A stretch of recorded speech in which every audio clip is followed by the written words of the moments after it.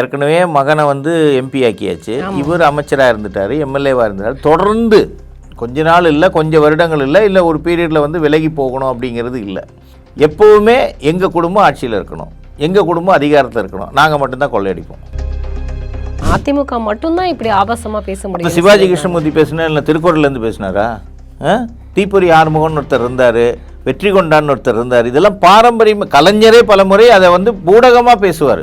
அதெல்லாம் வந்து திமுகவுடைய டிஎன்ஏல இருக்க விஷயம்.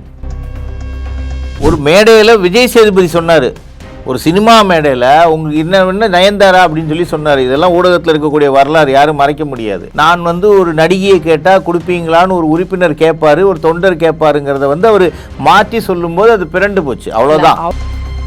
அவர் சொன்ன அவருடைய ஸ்டேட்மெண்ட்லேயே முதல் நாள் தான் நான் வந்து தமிழக பட்ஜெட்டே 4 லட்சம் கோடி 39 லட்சம் ஏதோ சொல்லி ஒரு கணக்கு சொன்னார். அப்போ வந்து இன்னைக்கு பேச போகிறோம்னா நேற்றுக்கு தான் தமிழக பட்ஜெட்டே உங்களுக்கு தெரியும்னா நீங்கள் என்ன அரசியல் தலைவர்? ராவணன் கோயில் கட்டினா யார் போவாங்க? அவர் சாமியாக கும்பிடுவீங்களா? அவர் சாமியாக கும்பிடுவீங்களா? ராவணனுக்கு எதுக்கு கோயில் கட்டணும்? அப்போ நீங்கள் வந்து பெண்ணை கடத்திட்டு போகிறவங்கலாம் ராவணன் தானே, அந்த கணக்கில் தானே அந்த ராமாயணமே எழுதப்பட்டிருக்கிறது. அப்போ ராவணனுக்கு கோயில் கட்டிங்க, நீங்கள் அதை ஆதரிக்கிறீங்களா? அப்போ அவர் சொன்ன ஸ்டேட்மெண்ட்டும் இந்த பெண் பாலியல் குற்றவாளிக்கு உண்டான ஸ்டேட்மெண்ட்டும் கிட்டத்தட்ட ஒன்று. அப்போ எப்படி நீங்கள் சுட்டுக் கொள்வீங்க? இப்போ ஆதவ் அர்ஜுனா இவங்க எல்லாமே வந்து ஒரு யூகத்தின் அடிப்படையில் தான் பேசிகிட்டு இருக்கிறாங்க. இப்போது பெரம்பூருக்கு விஜய் போகிறாருன்னு சொல்கிறது என்னன்னா, முதல்வர் தொகுதி பக்கத்தில் குளத்தூர். அதுதான் ஓப்பன் ஸ்டேட்மெண்ட்ல தான். நீங்க வந்து ஏன் அதை பத்தி பேசுறீங்கன்னா அப்ப உங்களுக்கு பயம் இருக்குங்கிற மாதிரி தானே வருது. ஒரு விஜய் நிக்கிறாரு நீங்க சொன்னீங்கன்னா வேற ஆதவ அர்ஜுனாவுக்கே நீங்க பயப்படுறீங்களா? ஒரு அமைச்சர், சிட்டிங் அமைச்சர், ஒரு பெரிய பாரம்பரியம் மிக்க திமுக கட்சி, எதுக்காக அவங்களுக்கு எல்லாம் நீங்க ஒரு முட்டு கொடுக்குறீங்க?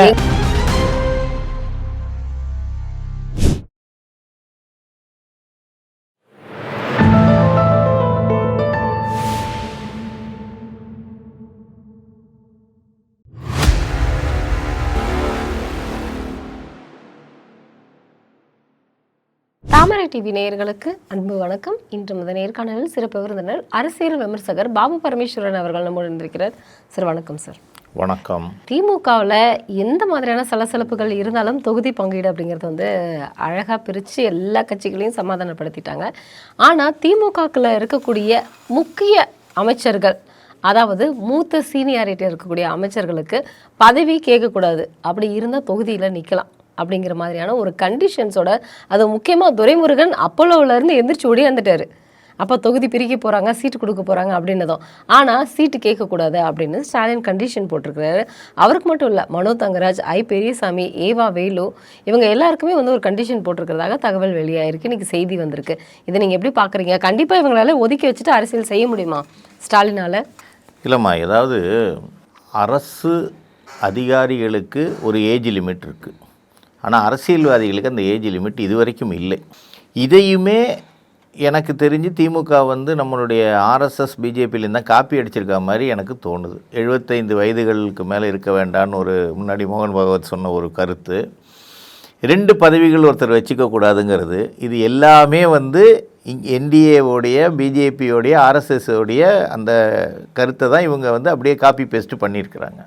எவ்வளவு நாளைக்கு தான் ஒருத்தரே ஆட்சி அதிகாரத்தில் இருப்பார்? இது மன்னர் பரம்பரை கிடையாது. எனக்கு பிறகு என்னுடைய வாரிசு, அவருக்கு பிறகு அவருடைய வாரிசு, இல்லைன்னா நான் கல்யாணம் பண்ணி கொடுத்த பொண்ணுடைய மாப்பிள்ளை வாரிசு, இப்படிங்கிறது வந்து இது என்ன நம்ம தலையில் எழுத்தா? தமிழ்நாட்டு மக்களுக்கு மட்டும் அப்படி ஒரு தலையில் எழுத்து கிடையாது இல்லையா? இப்போ மற்ற மாநிலங்களில் பார்த்திங்கன்னா அப்படி இல்லை. ஆல்மோஸ்ட் பார்த்திங்கன்னா ரொம்ப குறைவு. அது அப்படி சொன்னாலும் வந்து ரொம்ப குறைவாகத்தான் அந்த மாதிரியான ஒரு நிலைப்பாடுகள் இருக்குது. இங்கே பார்த்தீங்கன்னா இப்போ லேட்டஸ்ட்டாக நீங்கள் துரைமுருகனை சொன்னனால சொல்கிறேன், என் மருமகளுக்கு சீட்டு கொடுன்னு கேட்குறாராம். ஏற்கனவே மகனை வந்து எம்பி ஆக்கியாச்சு, இவர் அமைச்சராக இருந்துட்டார், எம்எல்ஏவாக இருந்தார். தொடர்ந்து கொஞ்ச நாள் இல்லை, கொஞ்சம் வருடங்கள் இல்லை ஒரு பீரியடில் வந்து விலகி போகணும் அப்படிங்கிறது இல்லை. எப்போவுமே எங்கள் குடும்பம் ஆட்சியில் இருக்கணும், எங்கள் குடும்பம் அதிகாரத்தில் இருக்கணும், நாங்கள் மட்டும்தான் கொள்ளையடிப்போம், வேறு யாருக்கும் அதை வந்து நாங்கள் விட்டு கொடுக்க மாட்டோம் அப்படிங்கிற மாதிரியான ஒரு நிலைப்பாடு தான் இருக்குது. இப்போ முதல்வர் ஸ்டாலின் சொன்னேன்னா 2 விதமாக பிரித்து பார்க்குறேன். ஒன்று, இதே கேள்வி அவர் பக்கம் திரும்பும்போது இல்லை நான் பதவி விலகிட்டு என் பையனை முதல்வராக்குறேன்னு சொல்கிறதுக்கு ஒரு வாய்ப்பாகவும் அதை பயன்படுத்துவார். ஏன்னா உதயநிதியை நீங்கள் வந்து ஸ்டாலினுடைய அடுத்த சீட்டு கொண்டு வரும்போது எதிர்ப்பலைகள் வரும். எப்படின்னு சொன்னால், தபார் நான் முதல்வர் பதவியிலேருந்து இறங்கிட்டேன், இப்போ என்னுடைய மகனாரை வந்து முடிசூட்டி கொள்வதற்காக நான் விலகிட்டேன் பார்த்தியான்னு சொல்கிறதுக்கு இது ஒரு சான்ஸு. 2வது, உண்மையிலேயே மேடைகளில் முதல்வர் வந்து பல முறை புலம்பிட்டார். கடந்த 5 வருடங்களில் விடிஞ்சு எந்திரிச்சா இந்த அமைச்சர்களால் வர்ற பிரச்சனை எனக்கு பெருசாக இருக்குங்கிறத சொல்லிட்டார். அதுக்கு உதாரணம் பொன்முடி, இந்த மாதிரி நிறைய பேரை நம்ம சொல்லலாம். ஏன்னா இவங்க வாட்டுக்கு பேசி வச்சுட்டு போயிடுறாங்க. அது வந்து மக்களிடத்தில் இவர் விளக்கம் கொடுக்க வேண்டிய ஒரு சூழ்நிலைக்கு போயிட்டார். ஓசி பஸ்ஸில் போனீங்க, நாமத்தை பற்றி பேசினது, அது மேலே வழக்கு, இந்த மாதிரி நிறைய இஷ்யூஸை சந்திச்சு அவரால் முடியலை. இந்த வடிவேலு ஒரு படத்தில் சொல்லுவார்ல, என்னால் முடியலை அப்படின்னு சொல்லுவார் இல்லையா, அந்த நிலைமைக்கு முதல்வர் போயிட்டார். ஆனால் கனிமொழி சொல்கிறாங்க அதிமுக மட்டும்தான் இந்த ஆபாசமான பேச்சுகளை நயன்தாராவை பற்றி சிவி சண்முகம், திண்டுக்கல் ஸ்ரீனிவாசன் பேசியிருந்தது. அதிமுக மட்டும்தான் இப்படி ஆபாசமாக பேச முடியும். சிவாஜி கிருஷ்ணமூர்த்தி பேசினா இல்லை திருக்குறள்லேருந்து பேசினாரா? தீப்பொறி ஆறுமுகம்னு ஒருத்தர் இருந்தார், வெற்றி கொண்டான்னு ஒருத்தர் இருந்தார். இதெல்லாம் பாரம்பரியம். கலைஞரே பல முறை அதை வந்து பூடகமாக பேசுவார். அதெல்லாம் வந்து திமுகவுடைய டிஎன்ஏல இருக்க விஷயம். இவர் பேசினது, சிவி சண்முகம் பேசினது வந்து அது திரித்து விடப்பட்டது. அதாவது நீங்கள் வந்து உங்கள் கனவை சொல்லுங்கள், நான் வந்து ஒரு நடிகையை கேட்டால் கொடுப்பீங்களான்னு ஒரு உறுப்பினர் கேட்பார், ஒரு தொண்டர் கேட்பாருங்கிறத வந்து அவர் மாற்றி சொல்லும்போது அது பிறண்டு போச்சு. அவ்வளோதான். அவர் என்ன சொல்லியிருந்தாருன்னா, எனக்கு நயன்தாராவை கல்யாணம் பண்ணி கொடுங்கன்னு கொடுக்க ஒருத்தங்க முடியுமா, கனவு அப்படின்னு போட்டால் அதை எப்படி செய்ய முடியுமா அப்படின்னு சொல்லியிருந்தார். ஒரு மேடையில் விஜய் சேதுபதி சொன்னார், ஒரு சினிமா மேடையில் உங்களுக்கு என்ன நயன்தாரா அப்படின்னு சொன்னார். இதெல்லாம் ஊடகத்தில் இருக்கக்கூடிய வரலாறு யாரும் மறைக்க முடியாது. அப்போ ஒவ்வொரு ரசிகனுடைய ஒவ்வொரு தொண்டனுடைய வந்து நீங்கள் கனவை சொல்லுங்கன்னா அந்த கனவு என்னவாக வேணாலும் இருக்கலாம். நாளைக்கு நம்ம பிரதம மந்திரி ஆகணும், இல்லை முதலமைச்சர் ஆகணும்னு உங்கள் சீட்டை கொடுத்துருவீங்களான்னு கேட்குற மாதிரியான ஒரு உவமைக்காக பேசின விஷயம். அதை வந்து திமுக சார்பு ஊடகங்கள் பெருசாக்கிட்டாங்க. இதுதான் கிடைக்கும், இவங்களை குறை சொல்லலாம், இந்த வாக்கு வங்கியை வந்து குறைக்கலாமா? ஏன்னா தோல்வி பயம் வந்து திமுகவுக்கு ஆரம்பத்துலேருந்தே இருக்குமா. அதனால தான் இந்த நான் அடிக்கடி இடத்துல சொல்கிறேன், நான் தனியார் பேருந்துகள் பார்த்தீங்கன்னா ரோட்டில் நடந்து போனால் கூட பரவாயில்ல ஏறிக்கம்பாங்க. ஏன்னா எல்லாரையும் 25 பேர் 23 பேர் எல்லாரையும் ஏற்றி கொண்டு போயும் தன்னுடைய கூட்டணி பலமாக இல்லை என்பது முதல்வருக்கு நன்றாக தெரிகிறது. இது போக இந்த அமைச்சர்களும் மற்றவர்களும் பேசக்கூடிய மேடை பேச்சுகள் வந்து அநாகரிகமாக இருக்குது.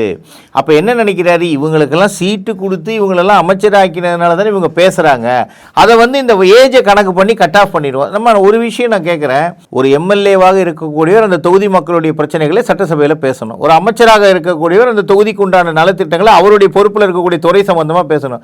ஆஸ்பத்திரியிலேயே நீங்கள் வருஷம் ஃபுல்லாக இருந்தீங்கன்னா எப்படிமா இது கேட்கணும். முரசொலி மாறம் ஒரு கணக்கு, அமைச்சர் செந்தில் பாலாஜி ஒரு கணக்கு.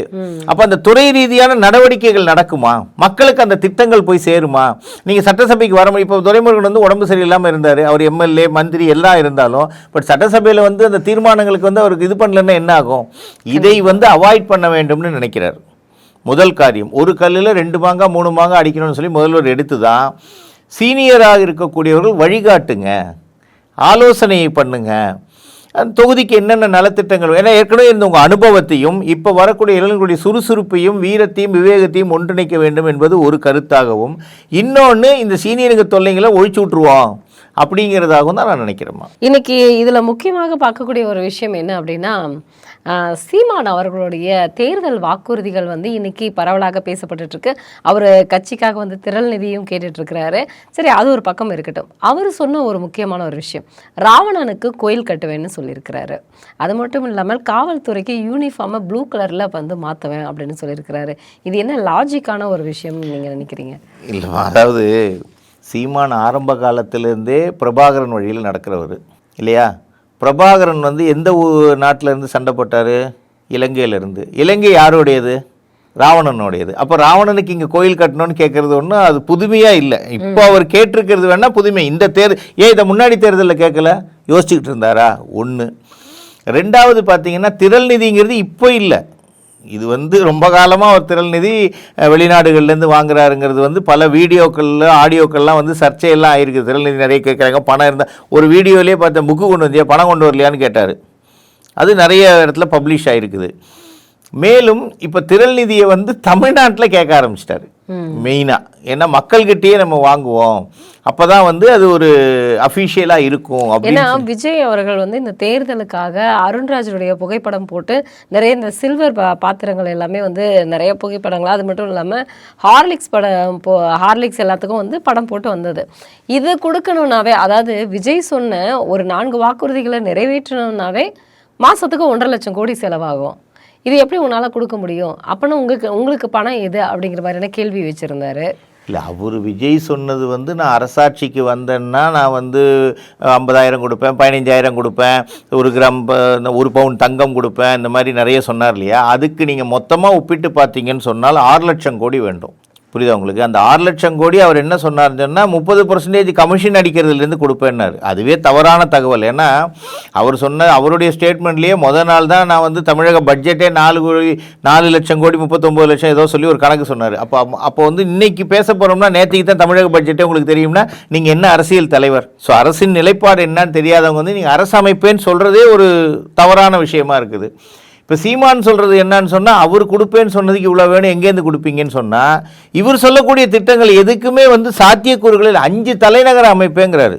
அப்போ நீங்கள் எங்கே போகிறதுன்னு தலையை பிச்சுக்கிட்டு தான் அலைவீங்க. இப்போ இன்னொன்று என்னென்னா, தலைநகரங்கள் அமைக்கிற இடத்து வந்து முக்கியமாக திருச்சியை வந்து தலைமைச் செயலகம் சட்டமன்றம் வந்து அங்கே அமைப்பேன் அப்படின்னு சொல்லியிருக்காரு. அது இவர் சொன்னது இல்லை. தொழில் நகரங்கள் வந்து சென்னையில் இருக்கும் அப்படின்னு சொன்னது இல்லைம்மா, இவர் சொன்னது இல்லை. எம்ஜி ராமச்சந்திரன் ஐயா இருக்கும்போதே தலைநகரங்களில் 2ஆக பிரித்து வந்து திருச்சியை தலைநகரமாக்கணும்னு பேசினார். காமராஜர் காலத்திலேயே இந்த பேச்சுக்கள் நடந்திருக்குது. ஏன்னு சொன்னால் இவர் புதுசாக எதையும் சொல்லலை. இவர் வந்து இவரும் காப்பி பேஸ்ட்டு தான், அதை வேறு விதமாக அவருடைய பாணியில் ஏற்றி இறக்கத்தோட குரல் மாற்றத்தோடு பேசுவாரே தவிர, இது எல்லாமே பார்த்தீங்கன்னா ஒரு இடத்திலிருந்து எடுத்து அதை இப்போ புதுசாக சொல்கிறார். மற்றவங்க சொல்லாமல் இருக்கும்போது இவர் சொல்லும்போது அது புதுமையாக தெரியுது. பட் அதில் சாத்தியக்கூறுகள் எந்த அளவுக்கு இருக்குன்னு சொன்னால், இப்போ இவர் சொன்னதில் ஒரு விஷயம் நம்ம வந்து எம்ஜிஆர் அவர்கள் சொன்ன மாதிரி தலைநகரத்தில் இருக்கக்கூடிய சில அது முக்கியமான அலுவலகங்களை சென்ட்ரலாக கொண்டு போனால், இங்கேருந்து இந்த கோடியிலேருந்து கன்னியாகுமரியில் இருக்கவங்க சென்னைக்கு அலைய வேண்டியதில்லை, கோயம்புத்தூரில் இருக்கவங்க சென்னைக்கு அலைய வேண்டியதில்லை அப்படிங்கிறது. இப்போ எப்படி தமிழ்நாட்டில் வந்து பார்த்தீங்கன்னா உயர்நீதிமன்றம் வந்து சென்னையில் இருக்குது, இதோடைய கிளை மதுரையில் இருக்குது. அப்போ பாதி வழக்குகள் வந்து அங்கே உங்களுக்கு பிரித்து கொடுக்கும்போது வேலைகள் சுலபமாக, வழக்குகள் சீக்கிரமாக திருப்படும்.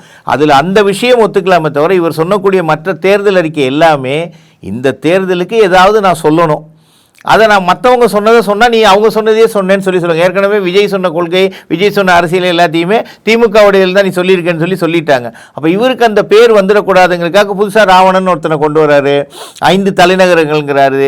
இதெல்லாம் நடைமுறையில் சாத்தியம் கிடையாது. ஏன்னு சொன்னால், ஒரு சட்டசபையை நம்ம ஒரு இடத்துலேருந்து மாற்றுறதுக்கே அவ்வளவு செலவுகள், ஒரு பாராளுமன்றத்தை ஒரு இடத்துலேருந்து மாற்றுறதுக்கே அவ்வளவு செலவுகள். சரி, நீங்கள் ஒரு இடத்துலேருந்து ஒரு இடத்துக்கு போனோம்னா இங்கே இருக்கிற தேவையான விஷயங்கள் அங்கே போய் கன்னியாகுமரியில் போய் செய்ய முடியாது இல்லையா? அதே டிஸ்டன்ஸ் தானே. நீங்கள் சொல்கிற வாதத்துக்கே வரேன். சென்னையில் இருக்க அலுவலகம் தூரம் கன்னியாகுமரியிலேருந்து, ஆனால் கன்னியாகுமரிக்கு மாற்றிட்டீங்கன்னா சென்னையிலேருந்து அது தூரம் தானே. ஸோ அப்போ மிடில் ஆஃப் த தமிழ்நாட்டை நீங்கள் அதை பண்ணணும்னு சொன்னால் எல்லாத்தையும் மாற்ற முடியாது. எங்கெங்கே என்னென்ன தேவைகள் இருக்குதோ அந்த தேவைகளை முதல்ல ஆராயணும், அதுக்கு ஒரு குழு அமைக்கணும். அந்த குழு வந்து அந்த ரிப்போர்ட்டில் சரி சார் இவ்வளோ மக்கள் இதற்காக இங்கே பிரயாணம் பண்ணுறாங்கிறத டேட்டா பேஸ் வேணும். ஏதோ ஒன்று நம்ம வாயில் வரதை சொல்லிட்டு போக முடியாது. இது வந்து அவர் சொன்னது வந்து இந்த தேர்தல் அறிக்கைங்கிறது ஒரு நகைச்சுவைக்குரிய தேர்தல் அறிக்கையாக தான் நான் பார்க்குறேன். இப்போ தமிழ்நாட்டில் வந்து பாலியல் குற்றங்கள் அதிகமாக இருக்குது, நீங்கள் வந்தால் என்ன செய்வீங்க அப்படிங்கிற கேள்விக்கு, அந்த பெண்ணினுடைய இறுதி சடங்கு நடக்கிறதுக்கு முன்னாடி அந்த குற்றவாளியை நடு ரோட்டில் வச்சு நான் சுடுவேன். அதான் அந்த அம்மாவுக்கு வந்து அந்த மகனுடைய அந்த பையனுடைய அம்மாவுக்கு, நான் நீ அழுவாத, இந்த மாதிரி ஒரு மகனை பெற்றதுக்கு வந்து நீ வந்து கேவலப்பட்டு அந்த இடத்துல இருந்தே போயிடு அப்படின்னு சொல்லிட்டு நான் ஆறுதல் அவங்களுக்கு சொல்லிட்டு இவனை வந்து நடு ரோட்டில் சுடுவேன்னு சொல்லியிருக்கிறேன் அப்படின்னு சொன்னால், அவர் வந்து ஐக்கிய அரேபு கண்ட்ரியில் தான் போய் அவர் வந்து தேர்தலில் நிற்கணும். தமிழ்நாட்டில் இல்லை, இந்தியாவில் அவர்கள் மட்டுமில்லை எல்லாரும் ஒத்துக்கொள்ளக்கூடிய அரசியலமைப்பு சட்டம்ங்கிறது அண்ணல் அம்பேத்கர் ஏற்றினது. அந்த சட்டத்துக்கு உட்பட்டு தானே நீங்கள் செயல்படணும். இப்போ புதுசாக ஒரு சட்டம் ஏற்ற போகிறீங்களா? புதுசாக ஒரு சட்டத்தை கொண்டு வர போகிறீங்களா? இவர் சொல்லக்கூடியது எல்லாமே, அதாவது சினிமா வசனத்தை விஜய் ஒரு மாதிரி பேசுகிறாரு, நாம் தமிழர் கட்சியோடைய ஒருங்கிணைப்பாளர் பழைய முன்னாள் சினிமா இயக்குநர்களால் அதை மாதிரி பேசுகிறாரு. இது நடைமுறைக்கு சாத்தியம் இல்லைம்மா. ஏன்னா நம்ம வந்து ஒரு வழக்கு என்பது காவல்துறையினால் எடுக்கப்பட்டு அவர்களுடைய ரிப்போர்ட்டின் அடிப்படையில் நீதிமன்றத்தில் விசாரணைக்கு உட்படுத்தப்பட்டு நடந்து கொண்டு இருக்கிறது. இந்த சட்டத்தை ஏற்றவர் அண்ணல் அம்பேத்கர். அப்போ அந்த சட்டத்தை நீங்கள் மதிக்கலைன்னு சொன்னால், அப்போ நீங்கள் எப்படி ஒரு தமிழ்நாட்டுடைய முதலமைச்சராக நீங்கள் வர முடியும்? வந்தாலும் அந்த சட்டத்திட்டங்களுக்கு உட்பட்டு தான் உங்களுடைய செயல்பாடுகள். எடுத்தோன்னா ஒருத்தனை வெட்டிடுவேன், எடுத்தனை சுற்றுவேன்னு சொல்ல முடியாது இல்லையா? இதுதான் சொல்கிறேன். அவர் சொன்னது எல்லாமே மக்களை கவர்வதற்காக கொடுக்கப்பட்ட தேர்தல் அறிக்கை. இந்த அறிக்கை வந்து சும்மா வெற்று அறிக்கை தான். அது ஒன்றில் கூட நடைமுறைப்படுத்துறதுக்கு வாய்ப்பே இல்லை. ராவணன் கோயில் கட்டினா யார் போவாங்க? அவர் சாமியாக கும்பிடுவீங்களா? ராவணனுக்கு எதுக்கு கோயில் கட்டணும்? அப்போ நீங்கள் வந்து பெண்ணை கடத்திட்டு போகிறவங்கலாம் ராவணன் தானே, அந்த கணக்கில் தானே அந்த ராமாயணமே எழுதப்பட்டிருக்கிறது. அப்போ ராவணனுக்கு கோயில் கட்டிங்க, நீங்கள் அதை ஆதரிக்கிறீங்களா? அப்போ அவர் சொன்ன ஸ்டேட்மெண்ட்டும் இந்த பெண் பாலியல் குற்றவாளிக்கு உண்டான ஸ்டேட்மெண்ட்டும் கிட்டத்தட்ட ஒன்று. அப்போ எப்படி நீங்கள் சுட்டுக் கொள்வீங்க? இந்த ராவணன் படத்தை காக ஒரு விஷயம் சொல்கிறாரு என்னவோ இல்லை, அது அதாவதுமா அவருக்கு ஏதாவது ஒரு சப்ஜெக்ட் கையில் வேணும். மக்கள்கிட்ட பேசும்போது நேற்று பேசுனது இன்றைக்கி ரிஃப்ளெக்ட் ஆகக்கூடாது. அதை ஏதாவது ஒன்று மாற்றணும். மக்களுடைய அந்த கவனத்தை நம்ம பக்கம் திருப்பணும். அதை பாரு, நாம் தமிழர் வந்து புதுசாக ஒன்று சொல்லியிருக்காங்க, இந்த கட்சிகள்லாம் சொல்லாத ஒன்று சொல்லியிருக்காங்க. பட் அது நடைமுறைப்படுத்த முடியுமா முடியாதாங்கிறது இன்றைக்கி இருக்கிற தமிழ்நாட்டு மக்களுக்கு இல்லை, இந்திய மக்களுக்கே நன்றாக தெரியும். ஏன்னா கையில் இருக்குது, அவங்களுடைய எல்லா அறிவுத்திறன் வாய்ந்த எல்லா விஷயங்களையும் தன்னுடைய மொபைல்லே பார்த்துடுறாங்க. சாத்தியம் இருக்கா இல்லையா, இவர் சும்மா வளர்றாரா அப்படிங்கிறது தெரியும். சீமானுடைய பேச்சையெல்லாம் நம்ம எடுத்துக்க முடியாது. அவர் ஆட்சிக்கு வரக்கூடியதே ஒரு கனவு தான். விஜய் எப்படி ஆட்சிக்கு வர முடியாது, அதை மாதிரி அவரும் வர முடியாது. வருங்காலத்தில் இந்த மாதிரி வந்து நடைமுறைப்படுத்தினா அது இன்னும் மிக மோசமான விளைவுகளை தான் சந்திக்கும். தாவேக்காவில் வந்து ஒவ்வொரு வேட்பாளர்களும் இந்த தொகுதியில் நிற்க போகிறாங்க அப்படிங்கிறது வந்து ஒரு 4 நாட்களுக்கு முன்னாடி வைரலாச்சு. இதில் முக்கியமாக வந்து விஜய் பெரம்பூர் தொகுதி, அடுத்தது வில்லிவாக்கத்தில் ஆதவர்ஜுனா அவர்கள் வந்து நிற்க போகிறதாக வந்து ஒரு செய்தி பரவுச்சு. இதில் முக்கியமாக சேகர் பாபு வந்து எச்சரிக்கை ஒன்று கொடுத்துருக்கிறாரு. நீ வில்லிவாக்கம் வர போறியா, வந்து பாரு, செஞ்சு விட்டுருவேன் அப்படின்னு ஒரு எச்சரிக்கை கொடுத்துருக்கிறாரு. இது என்ன, நான் நின்னாலும் நீங்கள் நின்னாலும் எதுக்கு எச்சரிக்கை விடணும் ஒரு திமுக? இல்லை, அதாவது அப்படின்னா தாவேகா வேட்பாளர்களை பார்த்து திமுக பயப்படுதா? ஒரு அமைச்சர் பயப்படுறாரு? இல்லை, இதில் வந்து அது பயப்படுறாங்க அப்படிங்கிறது ஒரு பக்கம் இருந்தாலும், வெள்ளிவாக்கம் தொகுதிங்கிறது கொஞ்சம் பெரிய தொகுதி. இதை வந்து முன்னாடி இருந்த திமுகவுடைய நெப்போலியன் ஒரு நடிகர் இருந்தார், அவர் வெள்ளிவாக்கம் தொகுதி தான் எம்எல்ஏ. அவர் சொன்ன ஒரு வார்த்தையை நான் இங்கே குறிப்பிட விரும்புகிறேன். 5 வருஷம் ஆச்சு எனக்கு தொகுதியை சுற்றி வர்றதுக்குன்னு. அவ்வளவு பெரிய தொகுதி, பல இடத்துல ஆரம்பிச்சு பல இடம் வரைக்கும் போகும். அதுக்கடுத்து ஆலந்தூர் பார்த்தீங்கன்னா குன்றத்தூர் வரைக்கும் போகும். அந்த மாதிரி ஏன்னா நாங்கள் தொகுதியிலெல்லாம் போய் பார்த்து பேசிட்டு எது வரைக்கும் வரையறை இருக்குங்கிறத பார்த்துட்டு வந்திருக்கிறோம். இப்போ ஆதவ அர்ஜுனா இவங்க எல்லாமே வந்து ஒரு யூகத்தின் அடிப்படையில் தான் பேசிகிட்டு இருக்கிறாங்க. இப்போது பெரம்பூருக்கு விஜய் போகிறாருன்னு சொல்கிறதே என்னன்னா, முதல்வர் தொகுதி பக்கத்தில் குளத்தூர், ஆனால் முதல்வர் இந்த முறை அங்கே நிற்க போகிறது இல்லைன்னு சொல்லி சொல்கிறாங்க. ஆமாம். இப்போ சின்னம்மாவை கேட்டிங்கன்னா அவங்க ஆவடியில் நிற்கிறேங்கிறாங்க. இது என்னன்னு சொன்னால், சென்னையோடைய அவுட்ஸ்கர்ட்ஸில் தான் வந்து கிராமப்புற மக்கள் வந்து அதிகமாக இருப்பாங்க. ஸோ அந்த ஒரு ஐடியாவில் தான் இவங்க சொல்கிறாங்க. பட் பெரம்பூரில் வந்து இவர் நிற்கிறாருங்கிறது இன்னும் உறுதிப்படாத செய்தி. ஆனால் வரும்போதே இவங்க என்ன சொல்கிறாங்க, நீ வந்து என்ன பாருன்னா இது ஒரு பப்ளிசிட்டி. நாளைக்கு வந்து நீ ஓப்பன் ஸ்டேட்மெண்ட்டா, அதுதான் ஓப்பன் ஸ்டேட்மெண்ட்ல தான் நீங்க வந்து ஏன் அதை பத்தி பேசுறீங்கன்னா அப்போ உங்களுக்கு பயம் இருக்குங்கிற மாதிரி தானே வருது. ஒரு விஜய் நிற்கிறாரு நீங்க சொன்னீங்கன்னா வேற ஆதவ அர்ஜுனாவுக்கே நீங்க பயப்படுறீங்களா? ஒரு அமைச்சர், சிட்டிங் அமைச்சர், ஒரு பெரிய பாரம்பரியமிக்க திமுக கட்சி, எதுக்காக அவங்களுக்கெல்லாம் நீங்க ஒரு முட்டு கொடுக்குறீங்க? என்கிட்ட ஆமா சார் அப்படின்னு சொல்லிட்டு இருந்தேன். நீ ஆப்போசிட்லேயே வந்து நிற்கிறியா, வந்து நின்று பாரு. அது வந்து அப்போ அவர் அங்கே இருக்கும்போது பிரசாந்த் கிஷோரோட இருந்தவர், அந்த டீமில் இருந்ததுனால அவர் சொல்லிட்டு இருக்கிறாரு. இது என்ன ஆகும்னா மக்களுடைய கவனத்தை திசை திருப்புவதற்காக தான் பேசுகிறாங்க. இப்போ நீங்கள் வந்து தேர்தலில் நிற்க போகிறீங்க, நிற்கும்போது வாக்காளர்கள் உங்களுக்கு யாருக்கு வாக்களிக்க போகிறாங்கிறதெல்லாம் ஏப்ரல் 23 தெரிஞ்சிடும். மே நாளில் நம்ம எல்லாருடைய எதுவும் தெரிஞ்சு போக போகுது. இதற்கு முன்பாக இவர்கள் அடிக்கக்கூடிய ஸ்டண்டு என்பது, ஏன்னா இப்போ ஆதவர்ஜுனா வந்து திரு ரஜினிகாந்தை பற்றி பேசினார், அங்கே பேச வேண்டிய அவசியமே கிடையாது. அதுக்கப்புறம் வருத்தம் தெரிவித்தார், கண்டனம் எல்லாரும் தெரிவித்தாங்க. இது ஒரு பக்கம் போயிட்டு இருக்கும்போதே இதே ஸ்டண்டை திமுக பக்கம் திருப்புறாங்க. இப்போ திமுகவும் இவங்க பக்கம் திருப்புறாங்க. இது என்னன்னா ஆதவ அர்ஜுனாவுக்கு ஒரு பப்ளிசிட்டி ஆகிப்போச்சு. அமைச்சரே வந்து இவரை எதிர்த்து பயப்படுறாரு அப்படிங்கிற மாதிரியான ஒரு பக்கமும், இவரே இவருக்கு மிரட்டல் கொடுக்குறாங்கிற மாதிரி ஒரு பக்கமும். இது வந்து பப்ளிசிட்டி ஆதவ அர்ஜுனாவுக்கு தான், அமைச்சருக்கு கிடையாது. ஆனால் திமுக எல்லாரையும் பார்த்து பயப்படுது. ஏன்னா அவர்களுடைய இந்த ஆட்சி வந்து மக்களுக்கு பிடிக்கலைங்கிறது நிதர்சனமான உண்மை.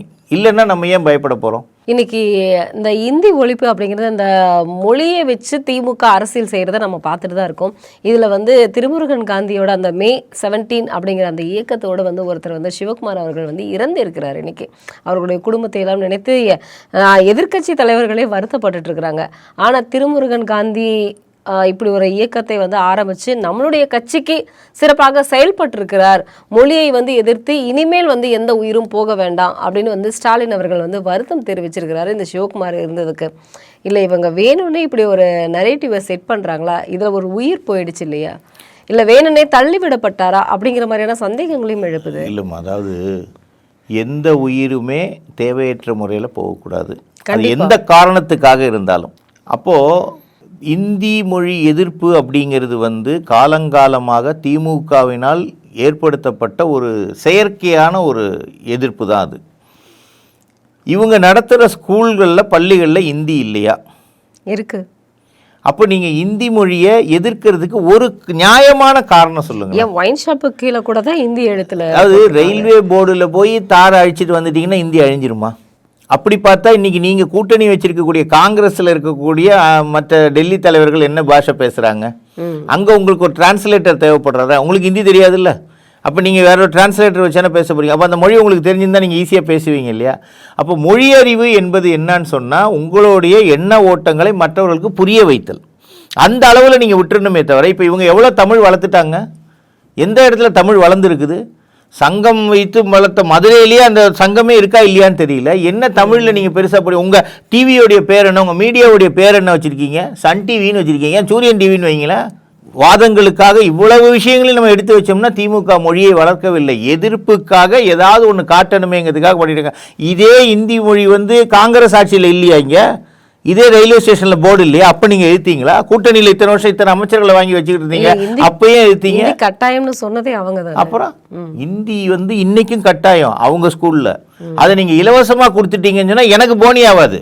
கம்மிங் பேக் டு இந்த விஷயம் பார்த்தீங்கன்னா, திருமுருகன் காந்தியோடைய இதில் அதையும் அவங்க விளம்பரப்படுத்திக்க தான் பார்க்குறாங்க. ஒரு உயிர் போனதை அந்த அந்த அவங்களுக்கு ஆறுதல் சொல்லிட்டு அவங்களுக்கு என்ன உதவி வேண்டுமோ அதை செஞ்சுட்டு இனிமேல் யாருமே அறிவிக்கலையா? அவங்க அதெல்லாம் பண்ண மாட்டாங்க. கள்ளச்சாராயத்துக்கு தான் காசு கொடுப்பாங்க.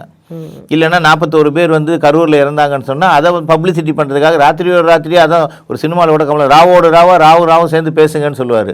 அதை மாதிரி ராத்திரி எந்த அசைன்மெண்ட் இருந்தாலும் அமெரிக்காவில் வெளிநாட்டில் இருந்த துணை முதல்வர் வந்தார், இவர் 3 மணிக்கு ஓடினாரு, கல்வித்துறை அமைச்சர் போறாரு, செந்தில் பாலாஜி போறாரு அப்படின்னு சொன்னா இதுக்கு என்ன அர்த்தம்? அதை அரசியலாக்கி முதலெடுக்க வேண்டும்.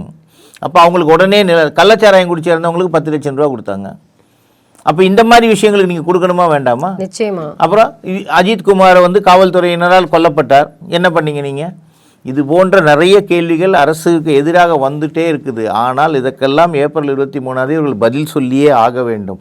மக்கள் ரெடி பண்ணிட்டாங்க, மக்களுக்கு தெரியும் எப்படி என்ன விதயத்தில். ஆனால் அவங்க மௌன புரட்சிமா, மக்களை பொறுத்த வரைக்கும் நீங்கள் கோயிலுக்கு போக வேண்டாம்னா அதிகமாக போவாங்க. அப்போ என்ன அர்த்தம்? நீ சொன்னதை அவங்க கேட்கல. இது மக்களுடைய மௌன புரட்சி. 23 அது மொத்தமாக வெடிக்கும் போது ஏப்ரல் 4 அதுக்கு நிச்சயமாக அது ரிசல்ட்டாக வெளியில் வரும்போது இவங்களுக்கு தெரியும். இதுக்கப்புறம் இவங்க என்ன கூவினாலும் மக்கள் நம்புவதற்கு தயாராக இல்லை. வெற்றியை அவர்கள் உறுதி செய்து விட்டார்கள். அவர்களுக்கு வேண்டியவர்களை அவர்கள் தேர்ந்தெடுப்பார்கள்.